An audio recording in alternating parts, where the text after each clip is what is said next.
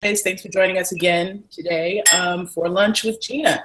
And our tip today is access to academic rigor and resources. And we kicked off the week with a couple of other tips. Vision was one, taking inventory was another, and expecting educational excellence was yesterday's tip as it relates to families of color and private independent school education. So we are still looking forward to, very excited about the launch of the RISE Roadmap to Independent School Success and Beyond that will take place on October 4th at Sarah Lawrence College. We will be holding our annual diversity recruitment event, the RISE Fall Boutique Recruitment Event. So we hope to see you there. There'll be some phenomenal schools there to meet families like yourself. So join us.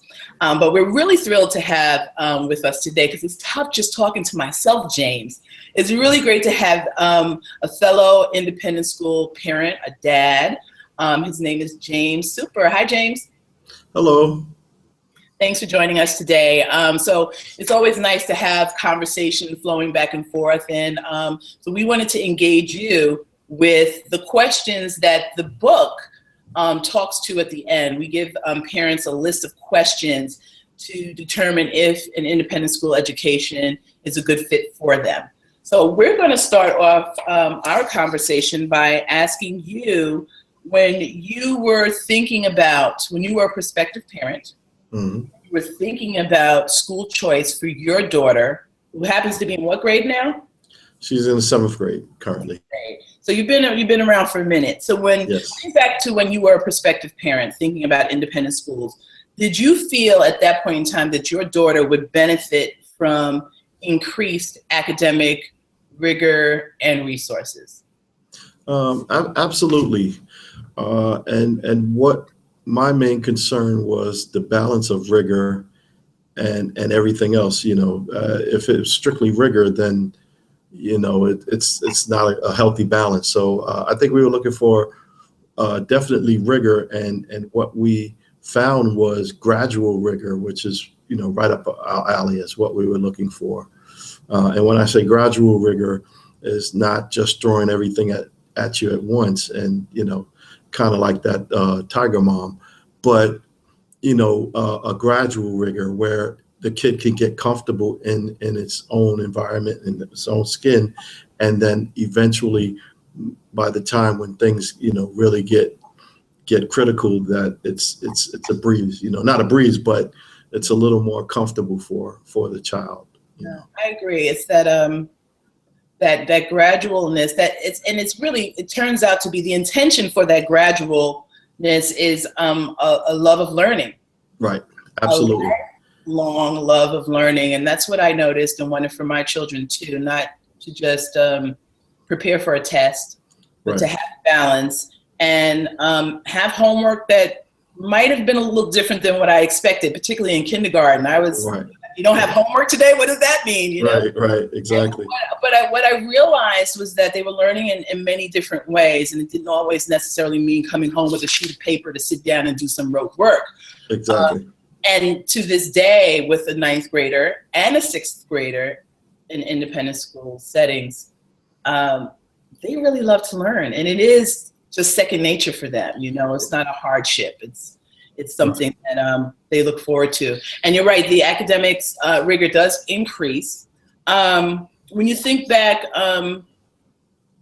to that time between, kindergarten when you first enrolled and now, what sorts of resources do you think have been in place to support the academic rigor? Well, for one, when you're talking independent school, it allows you, if you're behind in one particular subject, such as math, and maybe accelerated in another subject, reading and science, and it allows for that. Not like the whole class is on the same level. So they'll pick you up in the math and allow you to accelerate in the other fields. So that's one good thing about independent school, is that they'll let you focus, or give you a focus on that math to get you up to speed, and not having to lag behind the class or if you're ahead of the class, having to kind of stymie you until the class catches up to you. It's great that you can, go at your own pace at the different classes, and so that helps a lot, and like I said, like you said, a love of learning is established earlier, and once that happens, you don't get the the emotional and all the other stuff that comes with being uptight when you get these exams and these tests and things like that. So stress still does creep in with the test, but you can adjust creeps to it in the day before, but once they sit down in front and write their name, then they're off to the races. And and you mentioned the class being able to, the teacher being able to, the curriculum being able to adapt. If you are excelling in math, there are oftentimes like pull-out classes, right? So absolutely, you go into a group that is moving a little bit faster with math, or you'll receive support if you're struggling. And by the time we finish paying tuition, honestly, for me, I want my child to go right back to that school as a resource for support and tutoring, right? Absolutely. And that's there. There's a lot of breaks in between, particularly on the middle and upper school level, a lot of breaks in the day where you can access the resources right there during the school day or after school for extra support with things that you don't quite understand. What about the resources of traveling outside of the school setting to reinforce what you're learning in the classroom? Well, myself, I'm not an advocate of that, because particularly in the math, because your school might teach math in a certain way, and you go to a place like Kumon or something like that, and they're teaching a different math, so it might confuse the child.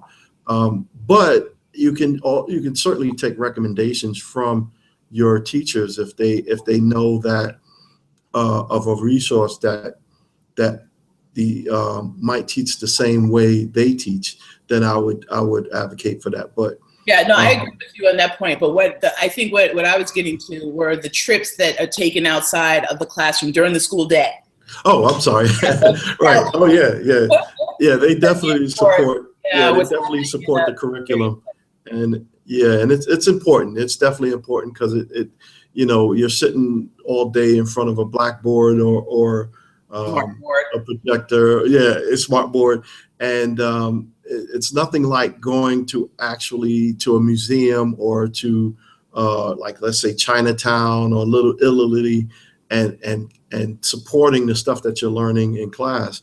So that's huge. I think that and thinking back, nature hikes up in New Jersey, in Inglewood, they had a nature hike.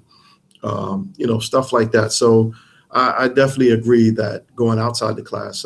Last year or 2 years ago, they went to Philadelphia to the Liberty Bell. Then they studied American history, and then to go see it live, it was a big experience. Yeah, we had one just this past spring that was phenomenal. In my son's class, they were studying the brain, and they went to Yale's brain study program. They visited the campus, and they had a chance to sit with scientists and look at the brain and the way it was researched, and that was pretty powerful. That was a very powerful time for my son. Yeah, I think the academic rigor, I've also heard, and I look forward to this when we start to apply to college, that once our students get into college, because of the academic rigor and the resources to support it that they've had in college preparation, they are doing quite well. Absolutely. In their freshman year and their sophomore year, they're not missing a beat. They are really able to keep up with it.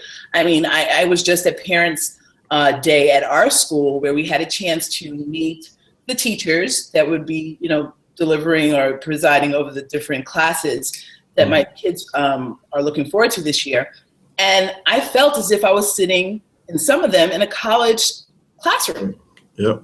Absolutely. It was these teachers really were invested and quite knowledgeable about the subject matter and excited. And I don't know about you, but that was one of the things that turned me on about private independent schools. When I had a chance to sit in a classroom setting, I didn't want to leave. I wanted to start school. I wanted to start over, right? Yeah, and our situation, you know, starting in 5th grade, the kids go to homeroom, and then once after homeroom, they go to different classes. So, you know, that's kind of like how Class, right? you're moving from class to class, you know. So it kind of gives them that, you know, pre-college feel that, you know, you come in and you check in your homeroom, but then, you know, you're not sitting in the same class all day, you know, from 5th grade on. You know, I don't know how it is in public and parochial schools, but as far as I remember, you know, until high school, I went to parochial school and we sat in homeroom, but prior to that, we were all in the same class up until 8th grade. You know, so these kids are starting in 5th grade, you know, navigating the school. Yes. And moving, you know, and things like that. So it's huge, you know. It's a big a boost for them, you know. It is. Well, believe it or not, we're running out of time. Okay. You know, you know, folks are eating lunch. They got to stick and move. A lot of things done during lunch break. But I want to thank you so much, James, for joining me in on this conversation about academic rigor and the resources and what we expect, you know, to have as access to them.